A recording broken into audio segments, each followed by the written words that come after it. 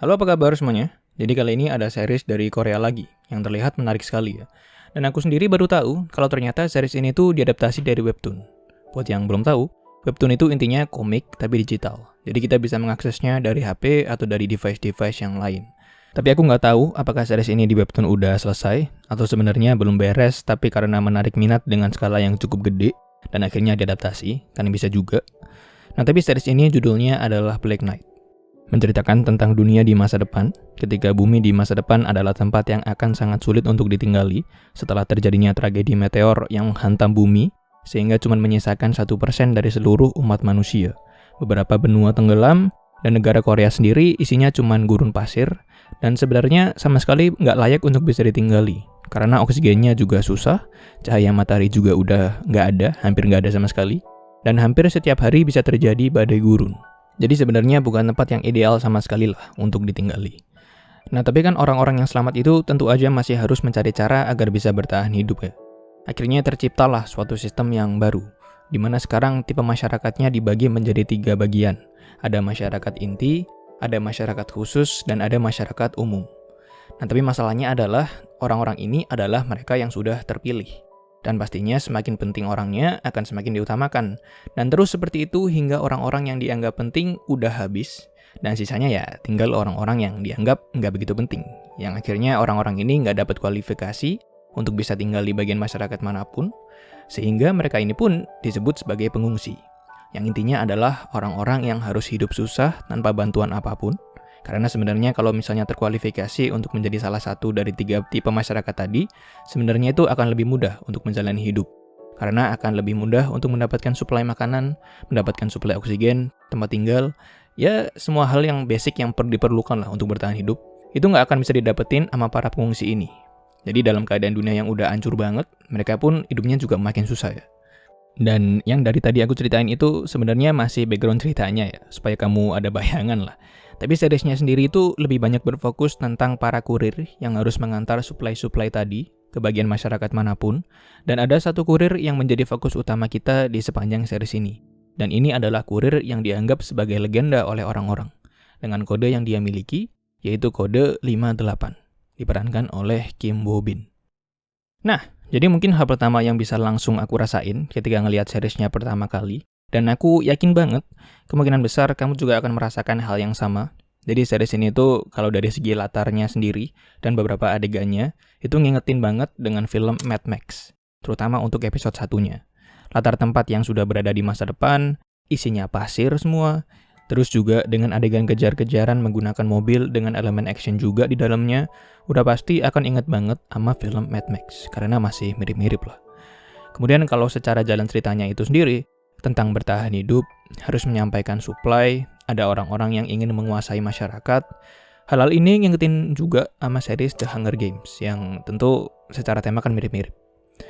Nah tapi di luar itu semua, aku suka dengan konsep yang mereka gunain, karena kalau aku pikir-pikir, sebenarnya tema kurir yang mereka gunain ini bisa tetap diterapin di banyak latar dan kondisi. Kan bisa aja misal tetap harus nganter supply, tapi temanya zaman dulu. Terus mungkin nganter, tapi bukan di darat, melainkan di lautan gitu ya. Dan bahkan kalau misalnya kita balikin ke masa kita sekarang aja, itu juga kita kemarin kan ada masanya lagi pandemi, itu sebenarnya kan juga banyak banget orang-orang yang harus nganter barang atau makanan ketika harus berhadapan dengan penyakit juga. Jadi bahkan di dunia nyata pun itu udah ada apa yang dilakuin sama series ini.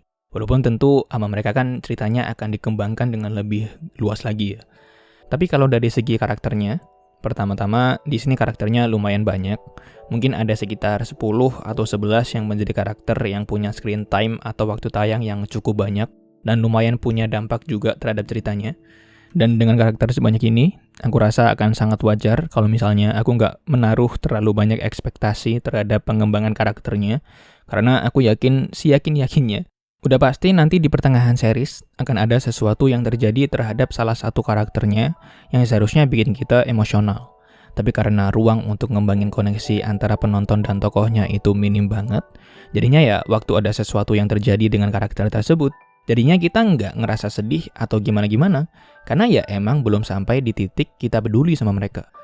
Nah tapi apakah series ini seperti itu? Bisa dibilang aku ada benernya, tapi di satu sisi juga nggak bener secara keseluruhan. Sebenarnya aku pingin cerita, tapi aku nggak mau spoiler. Jadi aku ceritain inti masalahnya aja ya. Jadi ada waktunya, di beberapa adegan yang berbeda, beberapa tokohnya itu mengalami sesuatu lah. Yang harusnya kalau murni secara cerita, harusnya kita sebagai penonton itu sedih. Nah tapi kalau dari segi eksekusi, di satu kesempatan ketika memperlihatkan karakter A, itu berhasil bikin kita sedih. Nah tapi di kesempatan yang lainnya, dengan tokoh dan karakter yang berbeda, misalnya dengan karakter B gitu ya, ternyata nggak berhasil bikin aku merasakan apa-apa. Dan kalau aku sendiri ngelihatnya, kemungkinan besar adalah karena di karakter A, pembangunan karakternya itu lebih oke baik secara dialog, secara dampak yang karakter tersebut miliki, dan juga secara karakterisasi yang dia miliki, yang pastinya akan berpengaruh sekali terhadap sudut pandang kita sebagai penonton. Dan hal tersebut itu nggak terjadi untuk karakter yang satunya. Dan mungkin juga ditambah fakta bahwa dengan karakter yang banyak dan cerita yang cukup panjang, menurutku episodenya yang cuma 6 ini tergolong pendek banget. Dan emang terbukti dengan 6 episode ini rasanya cepet banget. Dan cepet di sini yang aku maksud adalah bukan seriesnya jadi kerasa cepet atau pendek karena fase yang bagus dan lain-lain. Tapi kecepatan yang kita tahu kalau kayaknya masih banyak yang masih bisa dieksplor lagi. Dari segi cerita maupun dari segi karakternya. Karena kalau dari segi fase, aku merasa series ini enak membawakannya. Terasa kayak ceritanya ngalir aja. Dan ceritanya sendiri cukup enteng untuk bisa kita cerna tanpa perlu terlalu mikir. Dan perbedaan sifat dari beberapa tokohnya yang bisa bikin ceritanya juga tambah dinamis. Semua itu membuat series ini jadi menyenangkan untuk ditonton sampai akhir. Apalagi dua karakter utamanya ini, yang satu kan 58, digambarkan dengan sifat yang dingin banget. Semua yang dia lakuin keren, dan kesannya selalu beres gitu ya. Sedangkan karakter satunya, yang namanya adalah Sawol, diperankan oleh Kang Yoo-seok, semoga bener ya ngomongnya ya, dengan sifat yang kebalikan banget dari si 58. Sifatnya menyenangkan, hangat, ceria di kondisi yang gak tepat, dan lain-lain.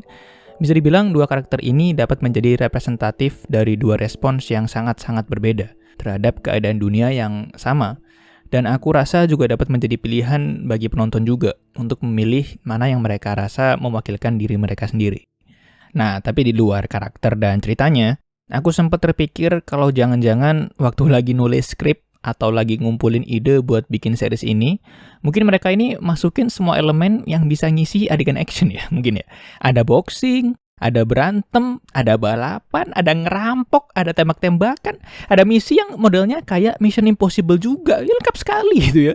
Kayaknya semua elemen action itu ada di series ini gitu rasanya gitu ya. Emang lengkap banget soalnya. Dan tentu saja di satu sisi seru banget ya, karena kan ada pilihan lah untuk actionnya itu sendiri. Nah tapi di satu hal yang lain, aku juga sempat ngerasain kayak ketika adegan berantem, ada di beberapa kesempatan ritme motong antar adegannya itu cepet banget. Sampai nggak begitu kelihatan gerakannya, dan rasanya kayak chaos aja gitu. Kayak kacau banget apa yang terjadi di layar gitu ya. Ya walaupun aku emang tahu sih, kalau tujuannya kan sebenarnya supaya ngasih efek epic dan menegangkan gitu ya. Tapi kayaknya terlalu cepet. Walaupun untungnya, makin ke belakang adegan-adegan berantem dan action-action lainnya, itu ritmenya udah enak untuk motongnya. Dan makin enak juga untuk ditonton.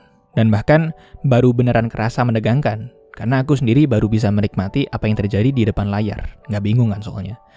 Tapi sebenarnya buat aku sendiri, satu hal yang beneran bikin aku ikut semangat, itu justru ketika masa persiapan para karakternya ini terhadap perang besar yang akan mereka lakuin.